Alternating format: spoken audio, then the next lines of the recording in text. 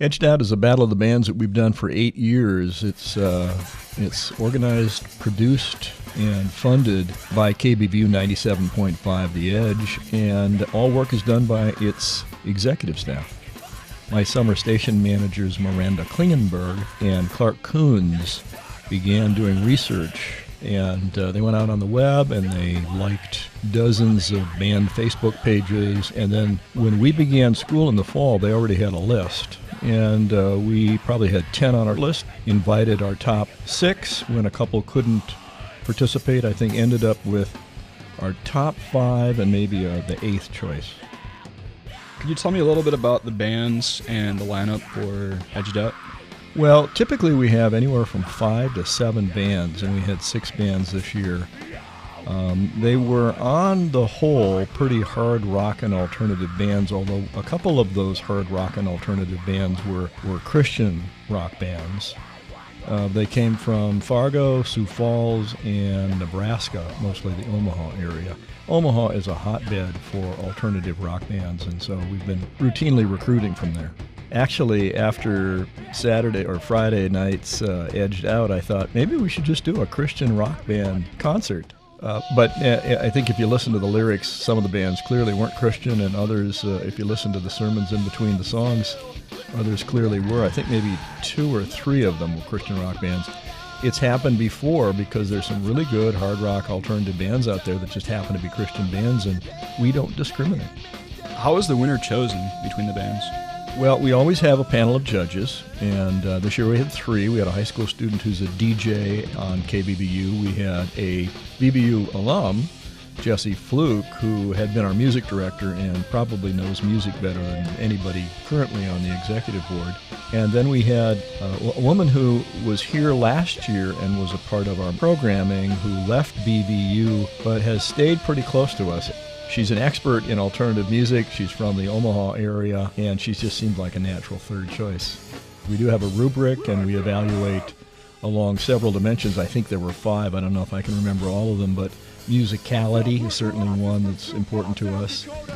Their ability to get the crowd active and interacting with them, and so the crowd participation is very important to us. Those are probably 2 of the most important.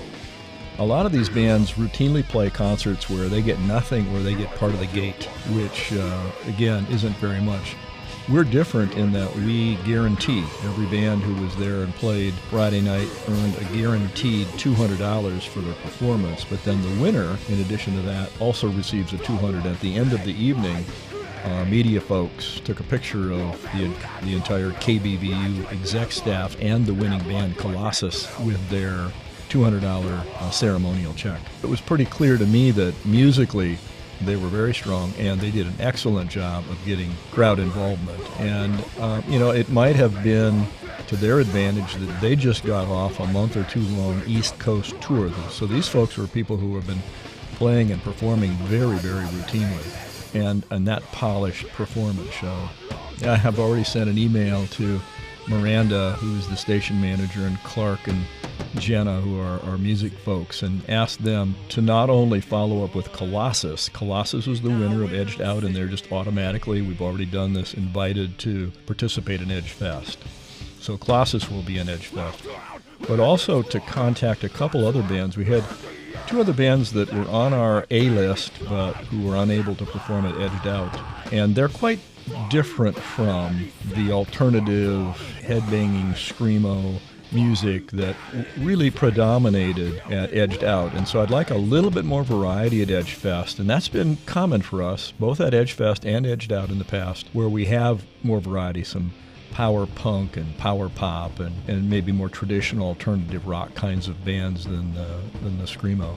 And so for Edge Fest, I'd like to see more variety, and of course, looking to have Colossus here. And then, maybe what we need to do, too, is look back at some of the previous bands that have been very, very popular, like The Suit, which headlined Edged Out and Edge Fest in past years, and consider bringing back some real crowd pleasers to make sure that we have a good audience.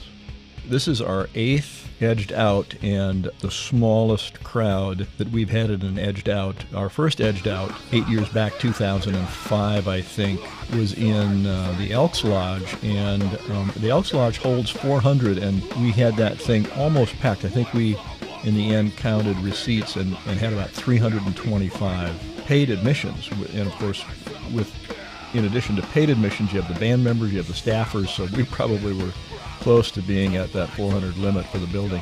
Casey Hall has a smaller limit, and we were someplace between 50 and 75 paid admissions. So no, that wasn't a very good turnout. It was really, I thought, a well-run concert, and I also thought the music, the bands themselves were very, very good. Maybe one weak band among the 6, but the bands were as good as we've had in the past, and I can't explain that turnout other than to say, as I've watched Edged Out progress over the last 8 years, I have seen a drop in attendance from year to year to year. And I really think that we may have to face the fact that alternative music concerts are not as popular as they once were, and we may have to come up with another way to think about doing concerts and being involved in the community. And